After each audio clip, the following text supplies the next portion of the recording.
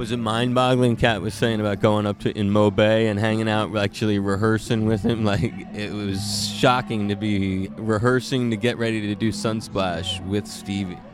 Yeah, man. The man is a great man, you know. A legend. Yeah, and to see that he really chose us to spend time with, that was extra special again, you know? Yeah, I mean, it was like he was really making a statement by choosing you. And when you think about the sound of the band, and Stevie Wonder, he's a legendary African-American soul, pop, funk sort of singer, and you think of the sound you guys have, which is so influenced by that sort of sound. What were some of the bands that helped to define the way Third World uses that soulful, almost American R&B quality to choruses and stuff in your song structure? Well, my favorite band was Higher Players, you know. Fire, Skin Tight. Yeah, that was my favorite band.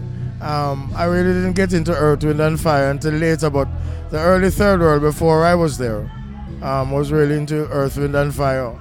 And Jamaica's exposed to all type of music, you know. It's amazing when you go to Jamaica and you hear some American music that you don't hear in America, you know. Curtis Mayfield, a lot of people don't know that Curtis Mayfield and the Impressions was a major influence on Jamaican music and Jamaican singers and groups, including Bob Marley and the Wailers, you know, because most of the early songs recorded by like Delroy Wilson was Curtis Mayfield's song. A lot of people don't know One Love, performed by Bob Marley, was actually written by Curtis Mayfield. Well, on the exact same vein that you're pointing out, and you mentioned this era from before you were part of the band, in 1974, before you were part of the band opened for the Jackson 5, right? National Stadium in Jamaica, and that really is what you're talking about, that connection to all these kind of sounds which influenced you guys in Jamaica. Well, before we had radio station, our own radio station, we used to get radio feeds from Miami.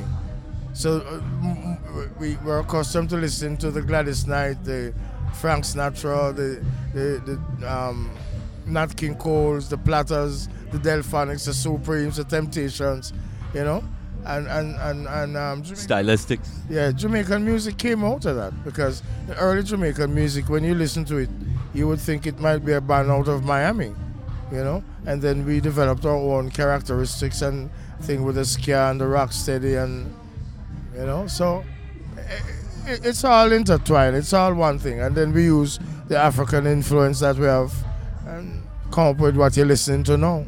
Yeah, it's nice, the balance in the mix. It's just cool to identify that vocal thing. I like the sound, and when you guys play, every reggae band has their own flavor, you know, but that's one of the great flavors of the Third World. It does bring those big hooks, the choruses that you can really sink your teeth in, so to speak.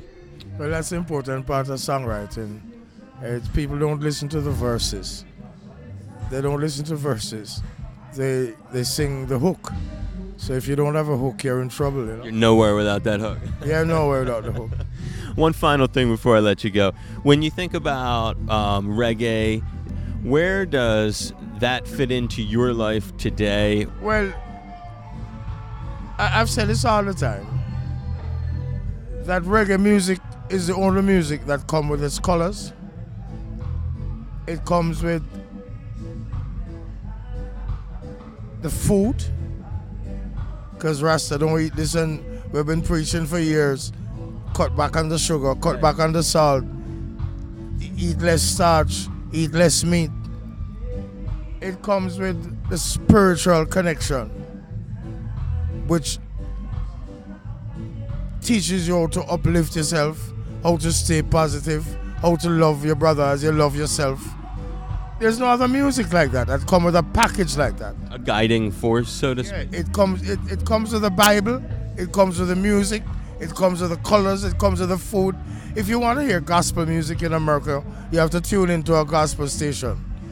Tyrus Riley is playing there now, and the next song will be about God within the reggae. So it's the only music, and that is why it's appealing to so much people across the world, even without any promotion from any major record company. It promotes itself because it's a full package. The first thing, you stop cutting your hair. That's a Nazarene vow, right? Christ didn't cut his hair. right? So it comes with the culture, not just the music. In R&B, you get the music and the love songs and stuff, but it don't come with fashion.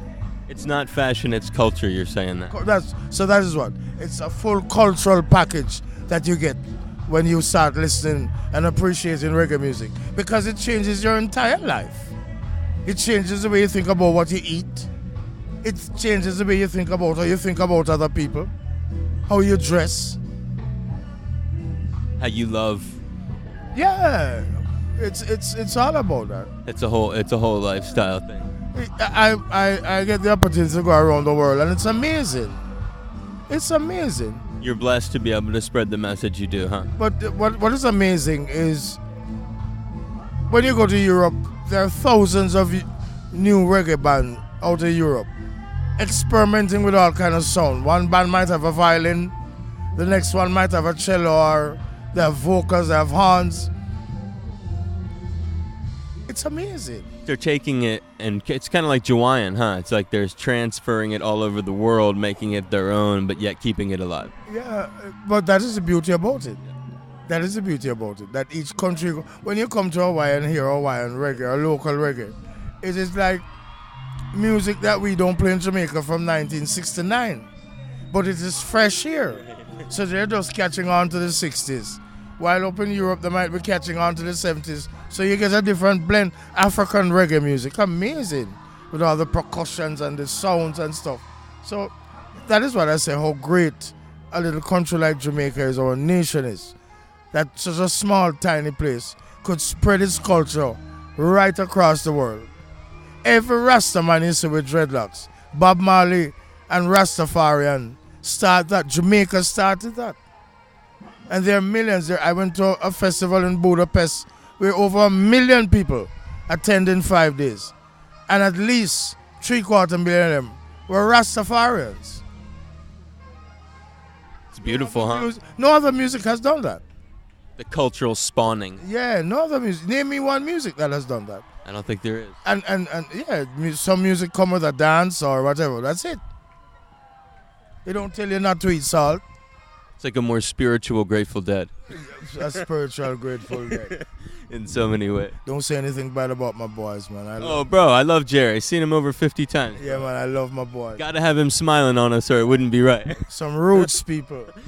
Hey, I really appreciate it. Bunny Rugs Clarke, a real legend in the reggae world, third world, and I hope this wasn't too much of a hassle spending a little bit of time with me. It's never a hassle promoting my product, brother.